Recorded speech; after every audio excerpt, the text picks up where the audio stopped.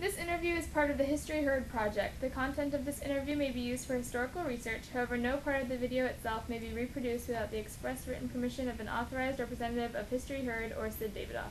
Today is June 30th, 2009 at 11 a.m. This is an interview with Sid Davidoff in New York City, New York. He was born on July 18, 1939 in Brooklyn. One of the most infamous documents in American history would be the Nixon's original enemies list, which you were so lucky to be a part of. And, Actually, yeah, to be a part of being an enemy of the state at that point in time, I think was as an honor. big an honor as you could get. Yeah. So, what was it like to be a part of that? Well, let me give you the setting here because there was no way to know it was coming. Okay. At that time, I'd been out of the administration, I don't know, less than a year. Mm-hmm. I decided to go into the restaurant business with another former deputy mayor, Dick Carrillo. We had a very Jimmy's. We had a restaurant over there called Jimmy's, and in that picture, you can see practically every leading politician of the day, from Tip O'Neill, who was Speaker of the House, to Buckley, who was United States Senator, Jacob Javits, anybody, because that's who hung out at this bar, and in my restaurant, it was known as the political hangout. People came from when they were in town from Washington and other places. This is where they came. We had a ticket tape machine with the local first news coming out. It was before the days of 24-hour news channels. You know? So, any rate, it's now lunchtime, and I'm at the front desk, as I usually am, saying hello to everybody as they're coming into. It was a very busy lunch crowd, and all of a sudden, I had a phone that had a string of 4 or 5 extensions. You could take reservations off, and all of a sudden, they all light up. So I'm looking at this. Someone's taking the calls, and something goes on at the bar. There's some noise because we have the news on. Mm-hmm. And they're announcing it's during the Dean investigation, the investigation, he's announcing the enemies list, the Dean's list. And, of course, now my name comes on up on the thing, and everybody says, do you know what's going on here? I said, I know something's going on because I got these lights going, and I'm getting these messages from my secretary upstairs. Every news channel is calling. So now I take a guess for air, figure out it's a little bit shocking. We're talking about this is now national television, hearings at the in the Senate and the House of Representatives, the Capitol, a major member of the Nixon administration saying that, among others, I'm on a list that was targeted for basically destruction, I'm in absolute shock. My mother, of course, calls during all this because she thinks I've been arrested, an elderly woman, and so I had to calm her down. And then one of the guys who would have been was supposed to be my partner, and actually what Jimmy's was named for was Jimmy Breslin, great reporter, great writer. I took his call because he's a friend, and I'm still trying to. And he's going, says, "This is what's happening. I want to get it exclusively. I got a magazine." Blah, blah, blah. I said, "Come on by. We'll talk about it." So that was the setting of my finding out. Now, as the days pass and these stories are coming out, that we had a president and assistants of his that was so paranoid that they had to do a list to make sure they destroyed any potential opponent they may have, or any potential organization that an opponent may have. And as in my case, it was really the Lindsay organization that they were concerned about. Or that was sort of the field general of the political operation. So I was a target, and I was young and heady, and a pretty easy target actually at the time. I could have figured out enough things because I had a big mouth. And so it was life taking a different. Now you're your celebrity for being a target of the state of the country by a president who became really disliked, and so it was a badge. It really was a badge honor. And in fact, we did at my restaurant. We had a big nightclub party room downstairs. We did a ball for the enemies list ball. We had, the Kennedys come and so on. Yeah. It was a lot of fun. But putting aside the fun, I also was audited. I had several years of issues that shouldn't have come up. I was followed. I had people come to me telling me that they were questioned. So, you take it, when you're a public figure, when you're out there, and you're getting used to the press beating up on you because they're always looking for the story,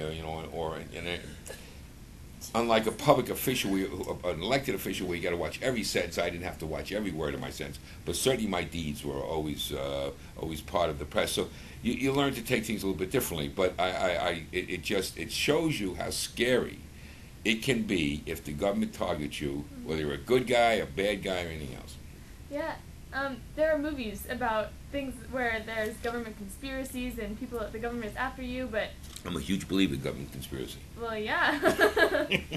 But I used to be part of it. Yeah. So, but I understand how far I can go. One of the reasons I got into government was I always believed, I loved government, and I love politics. I still do. And I believe that I could and did make a difference because I believed that I would do the right thing. So, and I trust myself. I don't trust a lot of other people, and so that's one of the reasons I get it. So I agree that probably I used the power of government a lot of times to get the end result I wanted to get. So it is dangerous. Yeah, I mean, people that watch those movies can just, when they go home, they're like, "Whew, it was just a movie." But I always wanted to be born, right? Born identity, Right, yeah.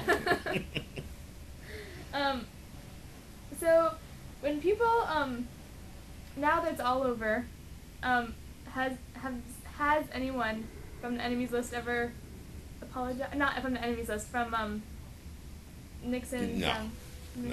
No. It's funny about the enemies. I had a new client, not more than a month and a half, 2 months ago. Asked me a lot of questions. It's been how many years later? So we're talking about, it was 1972. We're talking about 37 years ago, and people still. Obviously, whether he knew it or Googled me or whatever, the first part of our conversation as a new client of mine was, let's talk about the enemies list. If people are interested to see how one lives during that period. But did anybody from the administration know? In fact, later on, when after Nixon was out, years passed, and I forget when it was, a few years later, when they allowed you to go after your files, your FBI files and so on, and under the Freedom of Information Act, I requested mine. They said they had no file on me. That is impossible. So here's the government. Not only are they using the powers of the government, and in this case I believe misusing, but whatever, they use the power of government. They clearly have a file somewhere. Now they deny having, and it's been on national television, so it's laughable. What am I going to do? Do I care what's in the file? So I didn't pursue it. I would have gone into the courtroom and so on if I really thought it was important. But no, there's been no apologies. There's been no, and most of us, and there were some fairly prominent people on that list. There was a small list of 20, and then there was a larger list. I was fortunate enough to make the small list of 20, and I think that was really the prime list. And it just most of us are big enough to say, it was one of those times you can brag about. That's it. Yeah, Paul Newman says it was one of the greatest accomplishments of his career. He's often mistaken for me, Paul Newman. That's where I understand this. And I think that is the last time I have questions. Yeah. Was it? That's it. I hope it's what you need. Fabulous. I tell you that the Columbia, as an aside, Columbia University, if you go back and read in 1968, there were riots at Columbia University over the anti-war movement. We were very involved. I was the mayor's guy on the campus. And the anniversary was about 4 or 5 months ago. And at Columbia, they hosted all the people who were involved in that particular moment, that when they took over the university for several days, and they had some from the SDS, the radical left, to the jocks, the athletes and so on, to the professors, and they to Mark Rudd, all the famous things, and they put about 35 or 40 of us in a huge auditorium where one after the other talked about, as they did a segue, where they were in their role in that pod. That whole oral history that I participated in, because I never had really talked about how we saw it from the inside administration trying to deal with President of the University who believed that John Lindsay just had to come up there. If he walked on the campus, it would end the riot. He was in another world. And also we had the police to contend with who felt that they had to move in fast. There was a lot of issues there.